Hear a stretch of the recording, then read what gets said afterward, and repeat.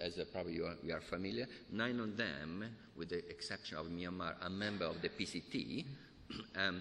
Myanmar, as you know, doesn't have a law at the moment, although there is a draft law which has been proposed at the Parliament in 2015, but has not proceeded yet. So hopefully there will be eventually a new law in Myanmar.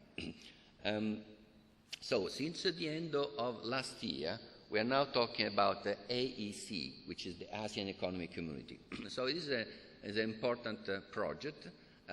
Still, we haven't seen implementation. I think implementation step will happen quite slowly, but eventually will transform ASEAN into a region with free movement of goods, service, investment, skilled labor, and free flow of capital. So it's nothing like the European Union. It's only, and so there won't be any future ASEAN Brexit. So, but it's something interesting. It's a regional agreement, a business agreement. So, as I understand, the purpose is to improve production in the ASEAN. So essentially, if a company, let's say an Indian company, decide to produce, and we don't know whether produce is complete manufacturing or just working process in one country of the Asian region, and then this product is supposed to be can move freely without any additional tax in each country. If instead the product is imported in one country, like in Malaysia, and then move in other countries, probably will be tariff. So in any case, it's going to be an important market. So look at the number, the data. We talk about over 600 million people. So it's a huge population. It's bigger than the European Union, double size of the United States. So essentially, it's a huge market. And you see that there are countries with huge population like Indonesia, almost 250 million people, which is a very good jurisdiction for trading, for selling product in particular field. Other countries like Singapore is very small, only 5.5 million people, but as at the moment they are the highest number of patent application file. And so each country has a different strategy. So for Singapore, it's more for strategic reason, because the trading company is there, because there's a lot of R&D and manufacturing. Other countries like Indonesia is more for trading for different reasons. Per capita GDP of these ASEAN countries, per capita GDP give an indication of the standard of living, also indication of the economic growth. And you can see there are different tiers. This is another major difference with the fundamental European Union. We were more or less on the same level. So this is a problem that has to be addressed, because we have Singapore with very industrialized and very high standard of living.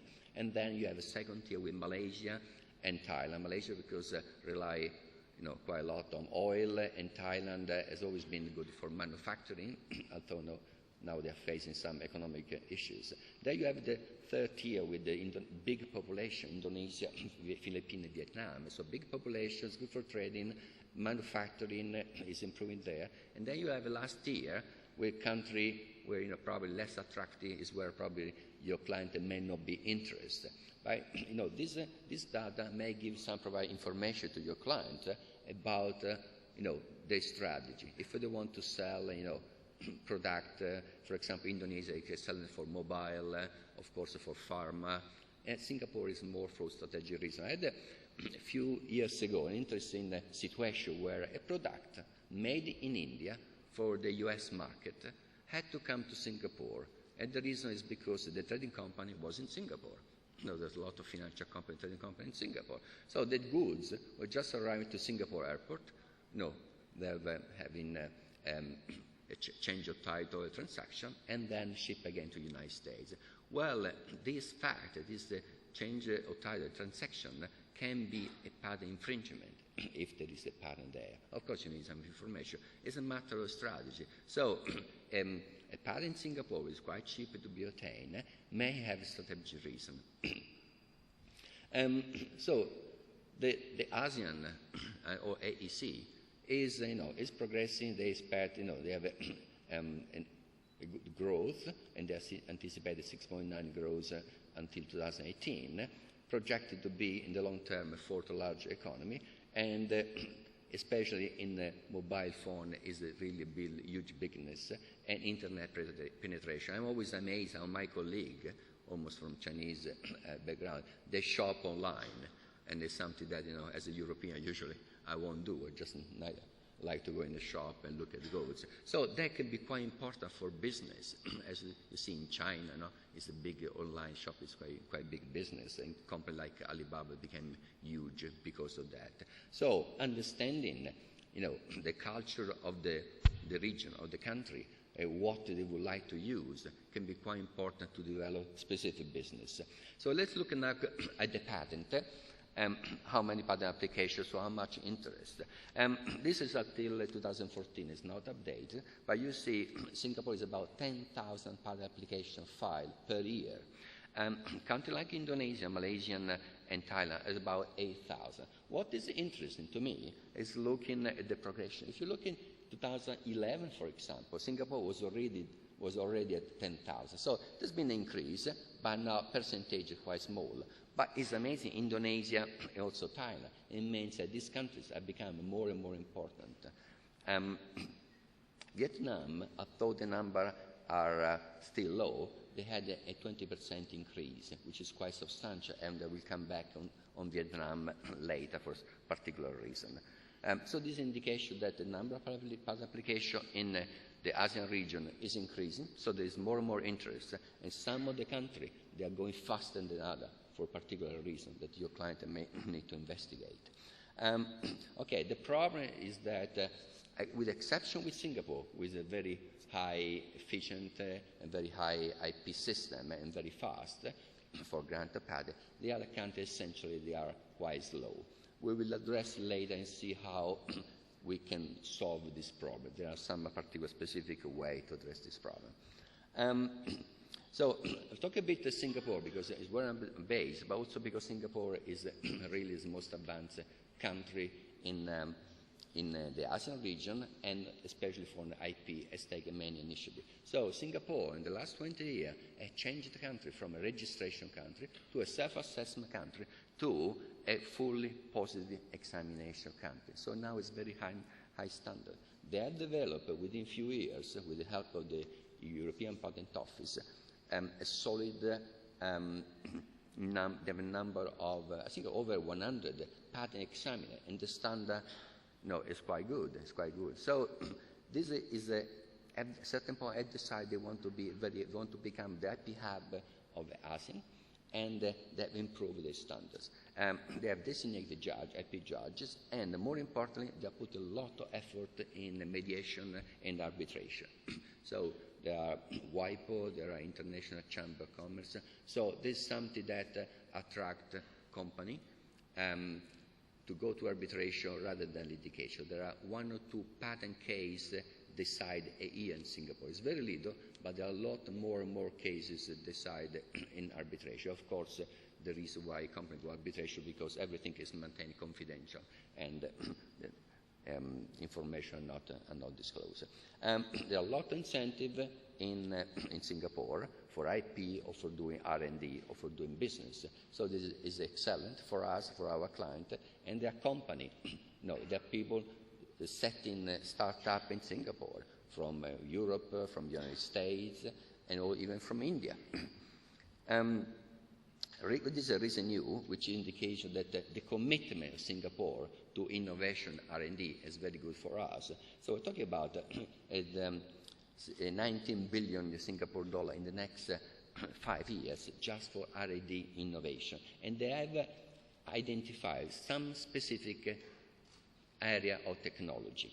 So, for example, biomedical devices, diagnostic and biomedical devices in general, serve the digital economy, and some urban solutions. They already started to test some driverless cars for future application. So it's quite important. I'm sure you're familiar with this recent news. So India and Singapore have signed an MOU for innovation technology advancement. I don't know the detail, but I'm sure that there will be more and more collaboration between our two countries in innovation. And for experience, since I've been living and working in Singapore for 14 years, I think it's always good to have ties with the Singapore government and the Singapore Patent Office. Okay, I will not go into detail, but just for on a strategic matter, every time I travel and meet a patent attorney in the world, everybody tells me that the Singapore patent system is the more complicated in the world. And I'm sure it is. And the reason is because there are so many options. This is a very simplified version, but actually it can be very, very complicated. So we spend a lot of time not discussing about inventing, not only about discussing inventing steps, but mostly discussing about strategies with our client, how we should proceed in this particular situation. So it's very important for us to understand the business of the company in the ASEAN region, whether they have a plan for launching product. In fact, now at the moment I'm working with a big US company.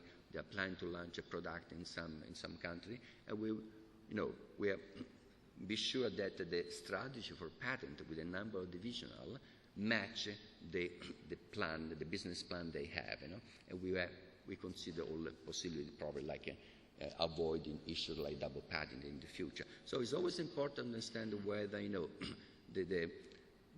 what kind of business the company wants to do. The easiest way, so essentially there are two ways. One is a local search examination, like in many other jurisdictions. You request examination, you have office action, and then you have to wait for a notice of allowance.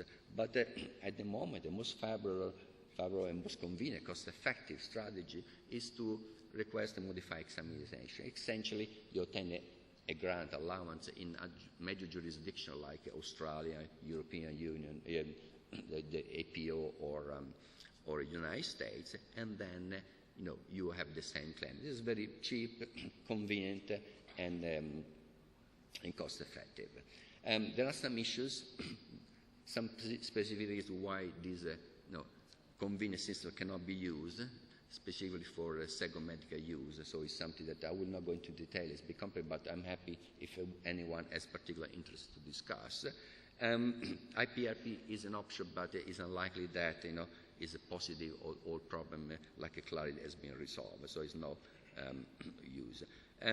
However, Singapore, as I said, they want to step up and become, even higher standards. So in 2020, we'll close the foreign route.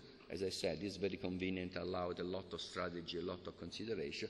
They will end in 3 years' time. So by then, Singapore will be like, Europe, United States, just local examination. So it will be more work, will be more straightforward, I would say. Okay, as I mentioned before, with the exception of Singapore, it takes many, many years to get the patent grant in other jurisdictions because essentially they are quite slow.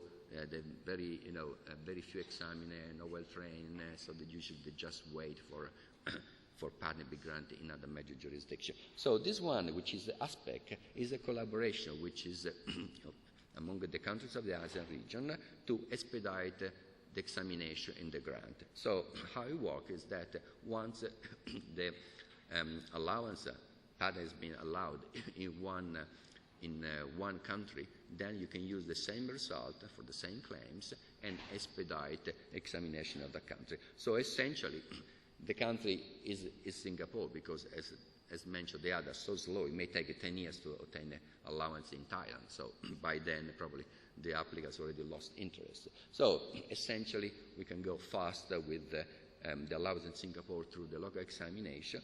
You receive a notice of allowance, and then you expedite the grant, I don't know, in Indonesia, Vietnam, in Thailand, based on the same claim. Unfortunately, this looks fantastic as a plan, but unfortunately, it's not well used. It's the reason because essentially it has to be Singapore because the other countries are quite slow. And Singapore, unfortunately, the other country requires that there must be a local examination. So if, for example, I obtain a patent in Singapore by relying on the Australia patent and then use the Singapore allowance for obtaining patent in Vietnam or Thailand, the patent office in Thailand and in Vietnam, they say no, we'll not accept them because it's not a local examination. So there are always this kind of issue. An alternative is use PPH. So although Philippines and Singapore as individual PPH with some countries, some other not, but Japan has been particularly good to sign PPH agreement with several of these countries. And the reason because Japan really invested quite a lot in Southeast Asia, and we'll discuss a bit about that later. So another strategy, if your client has a corresponding application in Japan, obtain the grant in Japan, and then go through that way if the one with Singapore is not feasible for whatever reason. Okay, as I mentioned, this is Vietnam. As I mentioned before, Vietnam still has a low number of just 4,500 applications per year, which is an increase, but had an increase of 25% in the last 4 years. It's interesting to see where this increase comes from. The purple one is Vietnam, so that it means an indication that there is more domestic filing, more R&D. The red one is the United States, so there are some historical interest between the two countries. So it seems the U.S. companies are filing more in Vietnam. But the blue one is Japan. You see, it means that Japanese companies really invest a lot in Japan. Japanese companies have always been, historically, invest a lot in Thailand for manufacturing, especially car manufacturing. In fact, the Japanese company always file in Thailand, probably 2 times or 3 times the number of publications in other countries. But recently, they invest a lot in Vietnam. There are reasons behind that. For example, Thailand, as you know, has been in the last 10 or 15 years a lot of internal issues which may have affected the economy. There was a coup a few years ago. There is a military government. Because of that, the European Union stopped the FTA discussion, and also, more importantly, last year, they canceled some tax advantages with Thailand, which means that the Thai product, like a shrimp, it was an important product, now are more expensive and become less competitive going to Europe. So Thailand is in a moment where they are trying to find different trade partners. In fact, I read that some Thai company just moved, to Cambodia, Laos, or Vietnam, so to be seen not a Thai. And at the same time, Vietnam has been very successful in signing FTA agreement with the European Union. They already have with the United States, and also become a member of the TPP. So it means with Japan. So it means that it's likely that Vietnam has become for Japan probably an important business partner. However, as we know, the TPP may not go ahead because now Donald Trump probably has a different opinion. We will see soon, since it just started. So, since we are in a very globalized war, we cannot exclude that Donald Trump's mood may not affect whether the Japanese company will continue filing patent application in Vietnam. So everything has some explanation, some justification and logic. Just a bit on the trademark and design, and then I conclude my presentation. So another advantage of AEC is that it became mandatory, compulsory for all ASEAN countries to become member of the Madrid Protocol as well of the Hague Agreement. So they were expecting that all countries would sign by 2016. This has not happened, but we have already 5 countries who are members of the Madrid Protocol, and Malaysia and Thailand, they already have the draft law examined by the parliament, so we expect hopefully by this year to also become member of Madrid Protocol. This would be a great important thing because it means that applicant worldwide with one application can file immediately in the larger number of countries. There is some website now. I can't remember essentially, where you can obtain the number of trademark registered in all ASEAN countries, which for those who are involved with trademark, you can immediately see the number quite high. But I was very surprised when a colleague of mine passed me this information, where you can see that the number of live trademark in ASEAN is larger than trademark in the United States. So it means that although, with the exception of Singapore, for R&D, the ASEAN countries behind, they're not very well. As a trade business, as a trademark, I think that there is big business in the ASEAN. So ASEAN as a whole is quite important, and it's a consideration for your client who are more in the trade business. Egg agreement, so far only Singapore and Brunei have signed. Singapore has signed even before Japan and the United States became a member. Of course, we need to have more members in order for applicant to start using the egg agreement, because you can only designate those who are member of the agreement. With that, I completed my presentation. As I said, I didn't go into specific detail for patentability, which are quite important. So if someone wants to discuss more about Singapore, Malaysia, Vietnam, or Thailand, or Indonesia, patentability issues, especially in biomedical field, which is my field, I'm quite happy to discuss. But I think it's always I thought it was important for you, when you discuss it with your client, have some information, some knowledge, and try to explain to your client why it's important to consider now we're investing in the ASEAN region, especially for patent. Patent lasts 20 years, we know. So if a company doesn't take step now, then in 10 years it's too late. And with that, I finish my presentation. Thank you very much. Thank you, Gianfranco, for